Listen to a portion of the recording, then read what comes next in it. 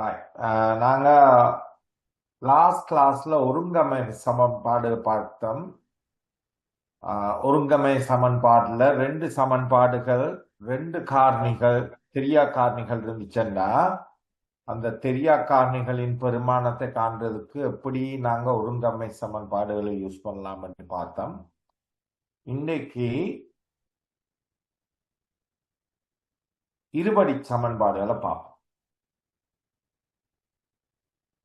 இருபடி சமன்பாடுன்னா ஒரு சமன்பாடு ax வர்க்கம் சக bx சக c என்ற வடிவத்தில் இருந்துச்சுன்னா ax வர்க்கம் சக bx சக c சமன் 0 என்ற வடிவத்தில் இருந்தா அதன் பேர் இருபடி சமன்பாடு. இப்ப இதுல உதாரணம் மேல கொடுத்திருக்கு. ax வர்க்கம் சக bx சக c சமன் 0 வடிவிலான ஒரு சமன்பாடு இருபடி சமன்பாடாகும்.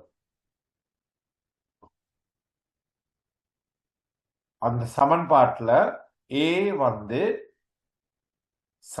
பூஜ்ஜியத்துக்கு சமனாக இருக்கக்கூடாது. a பூஜ்ஜியத்துக்கு சமனாக இல்லாட்டி அதுக்கு பேர் இருபடி சமன்பாடு. இப்ப இதுல உதாரணம் கொடுத்திருக்கு. x வர்க்கம் சக 5x சக 6 சமன் 0. அது இருபடி சமன்பாடா? அது ax வர்க்கம் சக bx சக c சமன் 0 என்ற வடிவத்திலேயா உள்ளது? x வர்க்கம் சக 5x சக 6 சமன் 0. அது இருபடி சமன்பாட்டில வடிவத்திலேயா இருக்குது? 2x வர்க்கம் மறை 5x சமன் 0.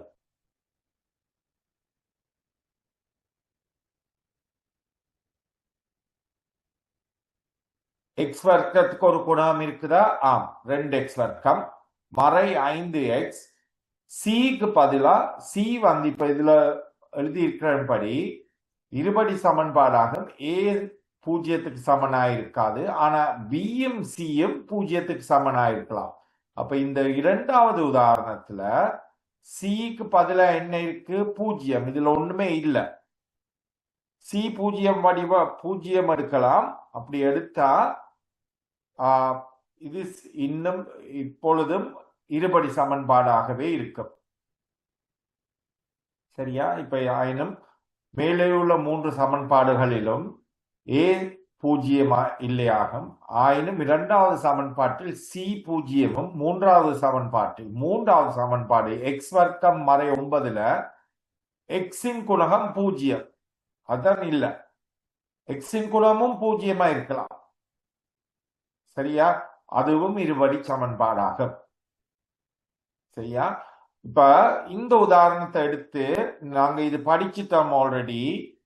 முதலாவது உதாரணத்தை எடுத்து இப்ப நீங்க எனக்கு கண்டு சொல்லுங்க பார்த்து.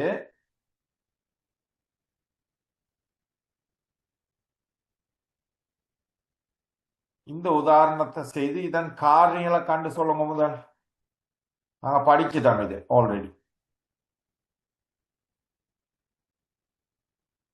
இத சுருக்கி இதன் காரணிகள் என்னன்னு கண்டு சொல்லுங்க. அதுல x ஒண்ணுக்கு மறை உண்டு, இன்னொரு xக்கு மறை 6. ஓகே, பாப்போம். x வர்க்கம் சக 5x சக 6x சமன் 0. நாங்க இந்த வடிவத்துல இருந்தா எப்படி காரணிகளை காண்றதுன்னு எங்களுக்கு தெரியும். முதலாவது x-இன் குணகத்தையும் x வர்க்கத்தின் குணகத்தையும், இது a வர்க்கம் சக bx சக c என்ற வடிவத்தில் இருக்கிறபடியா x வர்க்கத்தின் குணகத்தையும் c-ஐயும் பெருக்கினால் 6x வர்க்கம். அப்ப 6x வர்க்கம் எடுக்கிறதுக்கு எந்த 2 எண்களை பெருக்குனா 6x வர்க்கம் வரும் என்று தெரியும். எங்களுக்கு 6 தர 1, 3 தர 2, 2 தர 3, 1 தர 6 இல்லையா? அந்த 4 பெருக்கங்களையும் எந்த 2 எண்களை கூட்டினாலோ கழித்தாலோ 5 என்ற வடிவம் வரும். சார் 2 3 2 ரெண்டு 3 சார். இருக்கலாம். எஸ். அப்ப அது நாங்க எக்ஸ் வர்க்கம் சக 3x சக 2x சக 6 சமன் 0. இந்த ரெண்டுல இருந்தும் எக்ஸ அடைப்புக்குறிக்கு வெளியில் எடுத்தீங்கன்னா எக்ஸ் சக 3.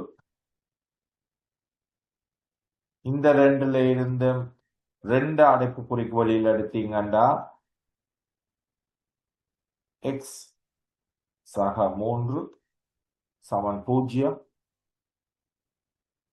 இதுல இருந்து எக்ஸ் சக 3 வெளியில் எடுத்தீங்கன்னா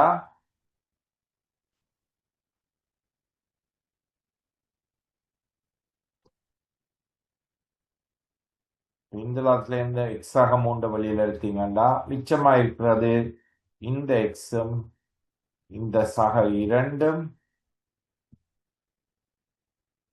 சமன் 0. இது நாங்க படிச்சிட்டோம் ஆல்ரெடி. எப்படி இத சுருக்குறேன். இப்ப இது மட்டும் படிச்சுட்டோம். இதுல நாங்க என்ன அறியணும்னா, இது நீங்க படிச்சிருப்பீங்க, எந்த ஒரு எண்ணையும் 0 பெருக்குனா என்ன விட? 0 சார். 0 சார். Very good. 2 எண்களை பெருக்கிற நேரம் விடை 0 இருந்தால் 2 எண்களை பெருக்கிற நேரம் விடை 0 இருந்தால் அதன் ஒரு எண் 0 இருக்கும். விளங்குதாது? 2 எண்களை பெருக்கிற நேரம் அதன் விடை 0 இருந்தால் அந்த 2 எண்களில் ஒரு எண் 0 இருக்கும். அது விளங்கிச்சா? எந்த எண்ணை 0 பெருக்கினாலும் 0. 2 எண்களை பெருக்கும் பொழுது அதன் விடை 0 இருந்தால் அந்த 2 எண்களில் ஒரு எண் 0 இருக்க வேண்டும். இல்லையா? அல்லாட்டி விடை 0 வராது. இப்ப அதை வச்சு கண்டுபிடிக்க மாட்டா. இப்ப எக்ஸ் ஆக 3 எக்ஸ் ஆக 2 வந்து 0 என்றா நாங்க இதன் மூலங்களை காண்றதுக்கு நாங்க சொல்லலாம் எக்ஸ் சக 3 சமன் 0. ஆகவே எக்ஸ் சமன் மறை 3 அது ஒரு விடை. மற்றது எக்ஸ் சக 2 சமன் 0. ஆகவே எக்ஸ் சமன் மறை 2. அப்ப இந்த இருபடி சமன்பாடுகளில் உள்ள மூலகம் வந்து எக்ஸ் சமன் மறை 3 எக்ஸ் சமன் மறை 2. விளங்கிச்சாது?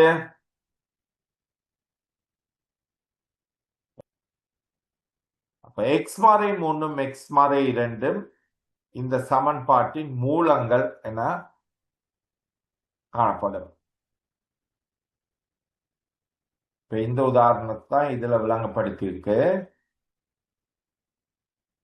இப்ப இந்த உதாரணத்தை எடுத்தீங்கன்னா எக்ஸ் வர்க்கம் சக 2x சமன் 0. அதுல எக்ஸ நீங்க வெளியில எடுத்தீங்கன்னா எக்ஸ் தர எக்ஸ் சக 2 சமன் 0. இதுல இருந்து நாங்க சொல்லலாம் ஒன்றில் எக்ஸ் வந்து 0 நாங்க சொன்னாங்க 2 எண்களை பெருக்கும் பொழுது இந்த 2 எக்ஸும் எக்ஸ் ஆக 2 அந்த 2ஐயும் பெருக்கும் பொழுது அதன் விடை 0 இருந்தால் அதன் ஒரு எண் 0 இருக்கும் என்று சொன்னாங்க. ஆகவே நாங்க எக்ஸ் வந்து 0 அல்லது எக்ஸ் ஆக 2 0க்கு சமனாயிருக்கணும். எக்ஸ் ஆக 2 0 சமனாயிருந்தால் எக்ஸ் சமன் மறை 2. ஆகவே இந்த சமன்பாட்டின் மூலங்கள் எக்ஸ் ஆக 0 அல்லது எக்ஸ் சமன் மறை 2. இப்ப இந்த உதாரணத்தை எனக்கு செய்து காட்டுங்க பார்ப்போம். உங்களுக்கு அது விளங்கிச்சா? இந்த சமன்பாட்டில் எக்ஸின் மூலங்களை காண்க. கண்டுபிடிச்சிட்டீங்களா மூலங்களை? சார் எக்ஸ் சமன் 2 அல்லது 1. ஓகே பார்ப்போம்.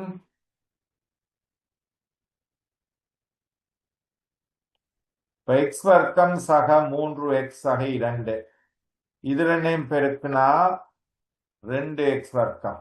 அப்ப 2x வர்க்கத்தை 2 உருவாக்குறதுக்கு இந்த 2 எண்களை பெருக்குனா 2 உருவாகும். 2 தர 1 இல்லாட்டி 1 தர 2.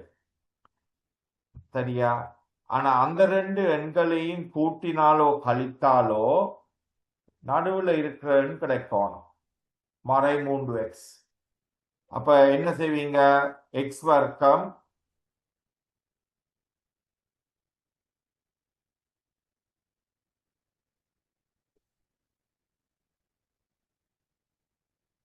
எக்ஸ் வர்க்கம்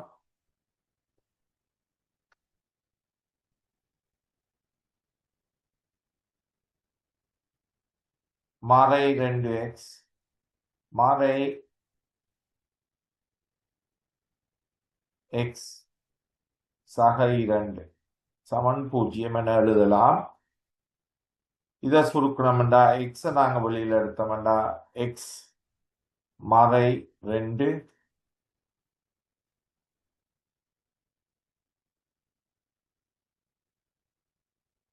இதுல இருந்து மறை 1 வெளியில எடுத்தோம்டா x மறை 2 சமன் 0.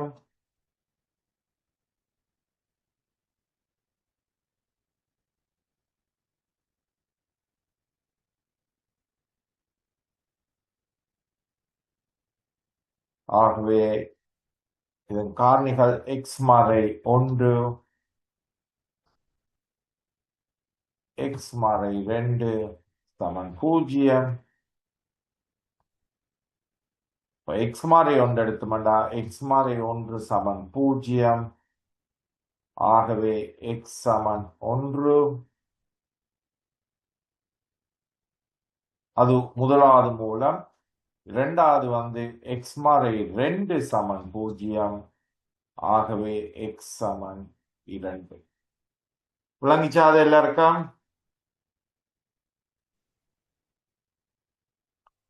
சரி, அதெல்லாம் விளங்கிட்டு தண்டா. இப்ப நான் ஒரு 3 உதாரணம் தரேன். 3 உதாரணத்தையும் இப்ப செய்து நான் காட்டும். சரியா?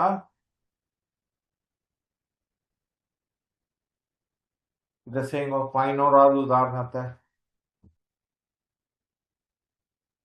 சார் எக்ஸ் சமன் அரை x சமன் என்ன விட எக்ஸ் சமன் 2. x சமன் 2.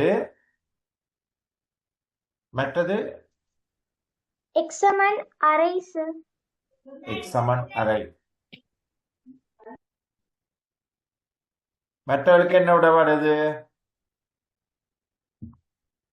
கிருஷாந்தன் உங்களோட விட என்ன?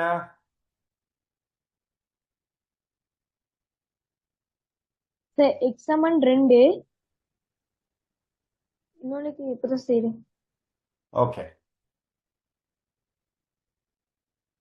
2x வர்க்கம் மறை 5x நேர் 2 சமன் 0. ஆகவே இந்த எக்ஸின் குணகத்தையும் எக்ஸ் வர்க்கத்தின் குணகத்தையும் கடைசியா இருக்கிற சியையும் பெருக்கினால் 4x வர்க்கம். 4x வர்க்கம் வாரதுக்கு எந்த இரு எண்களை பெருக்கினால் 4 வரும்? 1 தர 4 அல்லாட்டி 2 தர 2. ஆனா அந்த 2 எண்களை கூட்டினாலோ கழித்தாலோ மறை 5 என்ற விட வரணும். அப்படின்னா எந்த 2 எண்களை பெருக்கினா 4x வர்க்கமும் அதே 2 எண்களை கூட்டினாலோ கழித்தாலோ மறை 5x என்ற விடையும் கிடைக்கும்.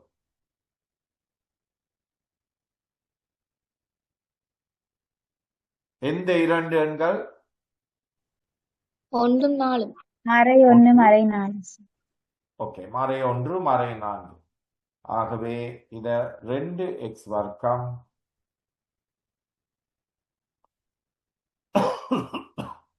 மறை 4x மறை x நேர் 2 சமன் 0. இதுல இருந்து எக்ஸ வெளியில எடுத்தோம்னா 2x வெளியில எடுத்தோம்னா 2x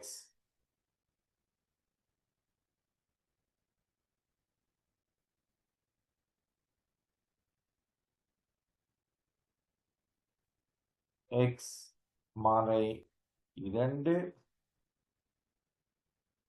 ரெண்டாவதுல இருந்து மறை 1 வெளியில எடுத்தோம்னா x மறை 2 சமன் 0. இதுல இருந்து x மறை 2 வெளியில எடுத்தோம்னா x மறை 2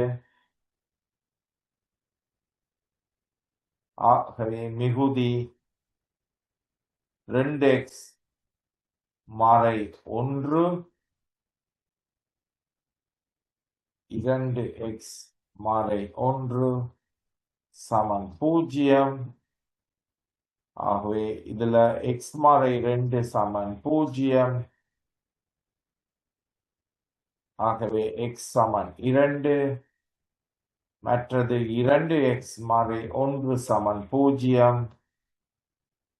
ஆகவே 2x சமன் 1 x சமன் அரை. விளங்கிச்சா? சார் ஓகே, அப்ப இந்த உதாரணத்தை செய்யுங்க. உதாரணம் 16.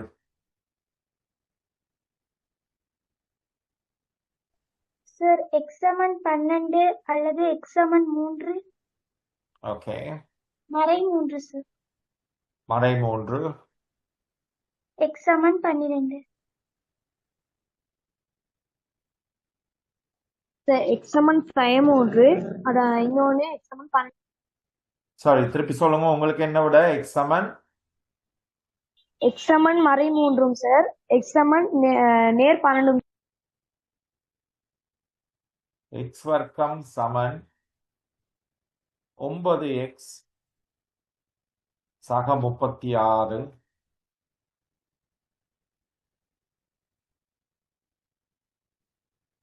இதை நாங்க ax வர்க்கம் சக bx சக c என்ற வடிவத்துக்கு கொண்டு வரலாம். ஆகவே இதை x வர்க்கம் சமன்பாட்டுக்கு அங்கால இருக்கிற இங்கால கொண்டு வந்தோம்னா மறை 9x நேர் 9x மறை 9 ஆகும். நேர் 36 மறை 36 ஆகும். சமன் 0. இதோ சுருக்கணும்டா இந்த எக்ஸ் வர்க்கத்தின் குணகம் 1 c இன் குணகம் 36 1 தர 36 36. அந்த 36 இருக்கிறதுக்கு எந்த இரு எண்களை பெருக்கினா 36 வரும்? 3 தர 12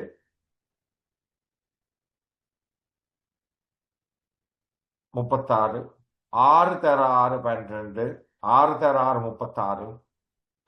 சரியா? அல்லாட்டி 1 தர 36 36.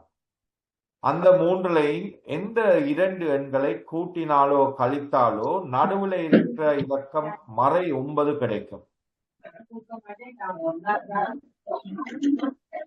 எந்த 2 எண்களை பெருக்கினா சொல்லுங்க. 12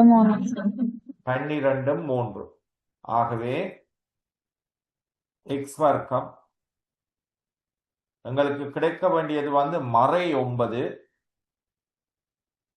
இங்க கிடைக்க வேண்டியது மறை 9. ஆகவே எக்ஸ் வர்க்கம் 12 3 பெருக்குனா மறை 36. அதுதான் எங்களுக்கு கிடைக்க வேண்டியது. இந்த மறை 9 உருவாக்குறதுக்கு எக்ஸ் வர்க்கம் மறை 12x நேர் 3x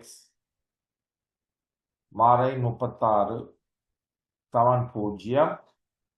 இதுல இருந்து எக்ஸ வழியில் எடுத்தோம்னா எக்ஸ் மறை 12. இதுல இருந்து நேர் 3 வழியில் எடுத்தோம்னா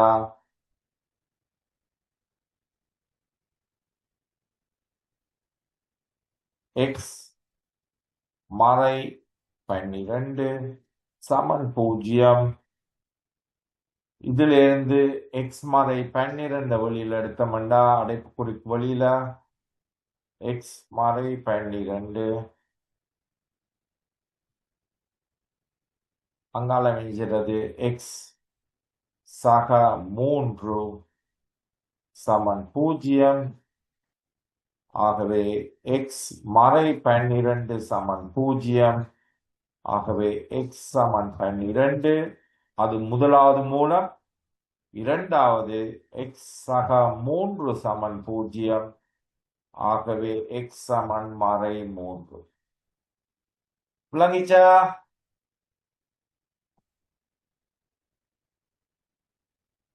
அப்ப 19வது உதாரணத்தை செய்யுங்க. சார் எக்ஸ்கியூஸ் சொல்லுங்க. ஸ்டார்ட்ல 36க்கு முன்னுக்கு பிளஸ் இருக்கு. எங்க ஓம் ஓம் சொல்லுங்க. பேனேன் கீழே 36க்கு முன்ன மைனஸ் வந்தது. ஓகே. ஏனென்றா இது எக்ஸ் வர்க்கம் சமன் இந்த 2 இலக்கங்களும் சமனுக்கு அங்கால இருக்கு இல்லையா? அப்ப நாங்க ஒரு சமன்பாட்டுல சமனுக்கு வலது பக்கமோ இடது பக்கமோ இருக்கிற இடத்த மற்ற பக்கத்துக்கு கொண்டு போனோம்னா அதன் நேராக இருந்தா அது மறையாகும், மறையாக இருந்தா அது நேராகும். அப்ப இந்த ஸ்டெப்ல இருந்து இந்த ஸ்டெப்புக்கு வரைக்கல நாங்க இந்த 2 இலக்கங்களையும் சமன்பாட்டுக்கு இங்கால பக்கம் கொண்டு வரோம். ஆகவே எக்ஸ் வர்க்கம் அப்படியே இருக்கும். இந்த 9x சமன்பாட்டுக்கு அங்கால கொண்டு வரதால் அது மறை 9x ஆகும். இந்த நேர் 36 சமன்பாட்டுக்கு அங்கால கொண்டு வரதால மறை 36 ஆகும். சமன் இங்கால ஒண்ணுமே இல்லாததால 0. விளங்கிச்சாது உங்களுக்கு? ஓகே. இந்த 19வது உதாரணத்தை செய்யுங்க. சார் ஒரு இடத்துல x2 சமன்பாடுக்கு இங்கிட்டும் x2ன்னு வருது சார். அப்ப அதுக்கு ஆன்சர் அது ரெண்டையும் இல்லாமக்கலாமா சார்? எக்ஸ் மறை 2 இடத்துல வருதா பாப்போம். இதுல எக்ஸ் மறை 1 எக்ஸ் மறை 2 சமன் 2x வர்க்கம் மறை 3x மறை 2. நாங்க இத முதல் எக்ஸ் வர்க்கம் சக bx சக c என்ற வடிவத்தில் உருவாக்கணும் இல்லையா? அப்ப இதை நாங்க சுருக்கணும்னா முதல் எக்ஸால இதை பெருக்கணும்னா அது எக்ஸ் வர்க்கம், எக்ஸ் தர எக்ஸ் வர்க்கம். இந்த எக்ஸால மறை 2 பெருக்கணும்னா மறை 2x. இந்த மறை 1ஆல எக்ஸ பெருக்கணும்னா மறை எக்ஸ். இந்த மறை 1ஆல மறை 2 பெருக்கணும்னா நேர் 2. அது விளங்கிச்சா எல்லாருக்கும்? ஓகே. சமன் 2x வர்க்கம்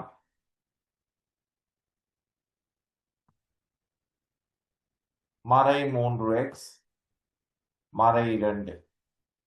இப்ப இந்த எல்லாத்தையும் நாங்க சமன்பாட்டுக்கு இங்கால கொண்டு வந்தோம்னா நேர் மறையாகும், மறை நேராகும்.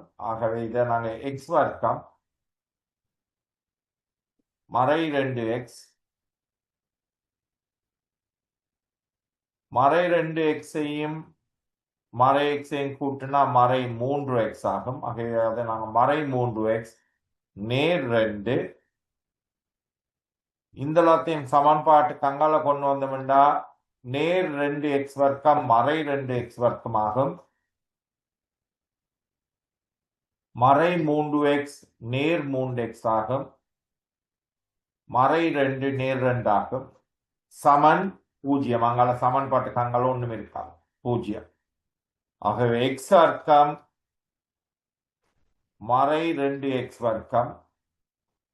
ஆகவே அத எக்ஸ் வர்க்கம் மறை 2x என்றால் அது மறை எக்ஸ் வர்க்கமாகும். மறை 3x நேர் 3x, மறை 3x நேர் 3x 0, நேர் 2 சக நேர் 2 நேர் 4 சமன் 0.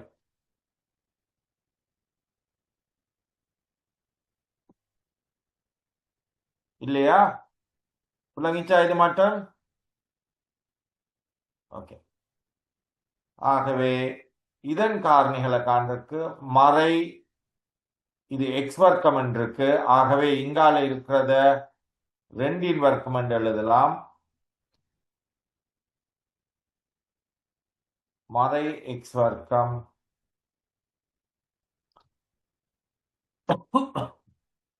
இப்படி இருக்குது. இப்ப மறை எக்ஸ் வர்க்கத்தை சமன், இப்ப இது ஒரே ஒரு காரணி தான். மறை எக்ஸ் வர்க்கம் நேர் 4 0. ஆகவே மறை எக்ஸ் வர்க்கம் சமன் மறை 4. ஆகவே எக்ஸ் வர்க்கம் சமன்பாட்டுக்கு 2 பக்கத்தையும் மறையால பெருக்கிறீங்கன்னா எக்ஸ் வர்க்கம் சமன் 4. ஆகவே எக்ஸ் சமன் 2. எக்ஸ் வர்க்கம் 4 எக்ஸ் வர்க்கம் 2 வர்க்கம் 4. ஆகவே எக்ஸ் சமன் 2. கிருஷாந்தன் விளங்கிச்சா? அது உங்களுக்கு மறை 2 வந்துச்சா? எக்ஸ் மறை 2 கிருஷாந்தன் எல்லாருக்கும் இந்த இது ஒர்க்கிங்ஸ் விளங்கிச்சா? உங்களுக்கு எப்படி கண்டுபிடிச்சோம்ண்டு? ஓகேயா? Okay, good. ஸோ அதோட இந்தியன் கிளாஸ் முடிப்போம். நாங்கள் அடுத்த கிளாஸ்ல இன்னொரு புதுசா ஒரு டாபிக் ஸ்டார்ட் பண்ணோம். ஓகே, ஆனா இன்னைக்கு படிச்சதை இந்த வீடியோ பாருங்க. அதே நேரம் இந்த வேணுமெண்டா நீங்க மற்ற உதாரணங்களை செய்து பார்க்கலாம். உங்களுக்கு விளங்கி இருந்தா அதை ட்ரை பண்ணி பாருங்க என்ன விட வருதுன்னு. நாங்க அடுத்த கிளாஸ்ல புது டாபிக் ஒன்று ஸ்டார்ட் பண்ணோம். Okay, Okay, sir. Okay, Okay, sir. Okay, thanks. Thank you, sir. Thank okay, you, sir. Okay, bye. Thank you. Thank you.